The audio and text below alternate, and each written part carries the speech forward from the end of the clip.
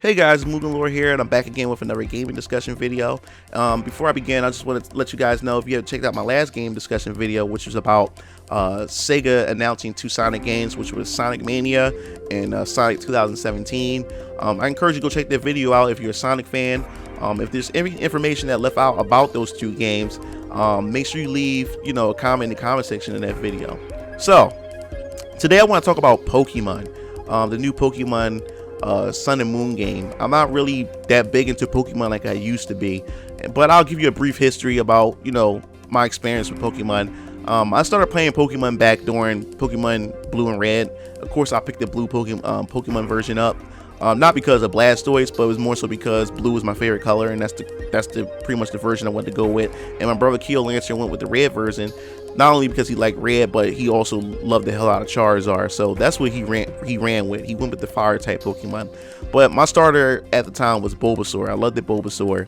But yeah, I have loved the crap out of Pokemon Blue. I was addicted to it, and during that time was when I first got my first Game Boy handheld system, because I was really never into handhelds. My brother Keel Lancer had got most of the Game Boy handheld generations, but me. I was more so into consoles, and still am into consoles. But I had bought a Game Boy Color, had the Atomic Purple Game Boy Color, and I had got Pokemon Blue, and I was just addicted to it. And that was pretty much the only Game Boy game that I had on my Game Boy Color, and I really enjoyed it until Pokemon Silver and Gold came out. But before I get into the Silver and Gold, Pokemon Yellow had topped off my Pokemon experience, because I was into the cartoon at the time, and I enjoyed the fact that Pikachu was able to follow you around, and you was able to get all the starter Pokemons in the Yellow version. So that topped off my Pokemon experience. So when I stepped over to Pokemon Silver and Gold, I kind of had lost interest in it, and I believe that's because during this time, console gaming was getting very interesting. During that time, Super Smash Brothers was out during this time and everything, and I was more so heavily into console gaming, so I pretty much abandoned Pokemon. And plus, to me, in my opinion, Pokemon Blue and Red was much more simpler for a handheld, because I love handhelds. I like to travel. I turn on my Game Boy, I play for a little bit, I put it down, and it's very simplistic. But Silver and Gold started adding the day and night mechanics, and I believe they added Pokemon breeding, I think was added to it. Not sure if it was Ruby or Sapphire, but yeah, once it got into all that and it started getting a little bit more complex for a handheld game, and I can't sit down for too long and play a handheld consoles, so that's what kind of weaned me away from Pokemon. I lost interest in it and moved on to other things. So now we have Pokemon Sun and Moon, and from what I'm looking at from the trailers that I'm looking at, it looks like it's a step up, a huge step up from the Pokemon X and Y. Because yes, I did try to get back into Pokemon with Pokemon X and Y. I had bought the Y version. I opened it up, got out of the plastic. Well, first of all, when I bought Y, I even opened it. I left it there for a whole year in the plastic, and then I finally got around to open it up. And I believe during the time I finally decided to open up, that's when the remake to Pokemon Ruby and Sapphire was released on the Nintendo 3DS. So by the time I opened up Pokemon Y, I got to the character screen, name your character and everything, and create your character and your avatar and stuff. I got there and I just turned it off. I don't know. I just didn't have the strength, or I didn't have the enthusiasm to really try it. But looking at Pokemon Sun and Moon, it looks like it's really gaining my interest. I'm kind of intrigued about what the direction that they're going with this Pokemon game. It looks like a step up from Pokemon X and Y and the remake of Pokemon Ruby and Sapphires. I love the starter Pokemons. The starter Pokemon seem to be very unique. Especially, I was reading some of their backstories to these to the 3 starter Pokemons, and they seem very interesting. And me, I'm not normally a fire type Pokemon, but that cat starter Pokemon, which I can't remember his name, and I don't want to sit here and name him and hack his name up, so you guys in the comment section can flame me and destroy me for mixing up his name. But that cat Pokemon, that fire starter Pokemon, looks pretty badass. He look like my type of Pokemon that I'll pick just for the hell of it.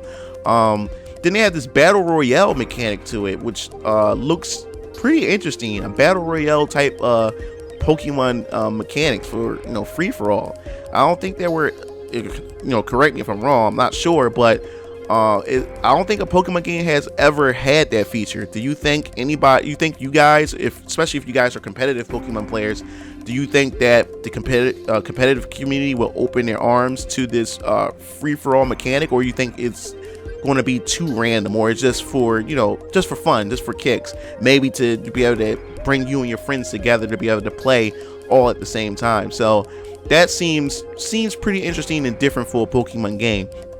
And the Alola region looks interesting. Looks very tropical. You can tell that it's very hot there, just telling by the clothing that the characters in your avatar have in this Pokemon game. So which is interesting, I ran across some fan theories that was talking about the Alola region, talking about the starter Pokemons and everything for Pokemon Sun and Moon.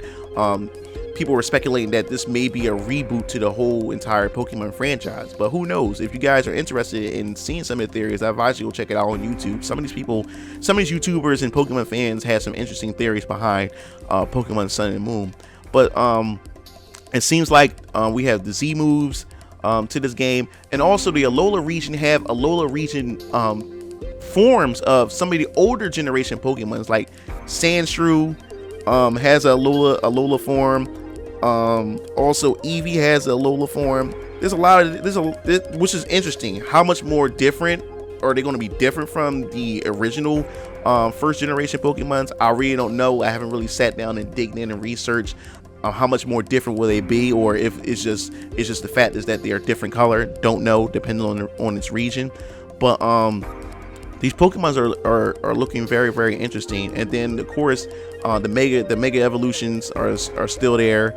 Also, I can't wait to see how the online community is going to embrace competitive play with some of these new Pokemons and these new forms and these new gameplay mechanics. I really can't wait to check to see what the community comes up with. I'm not sure if Pokemon breeding's in it or not.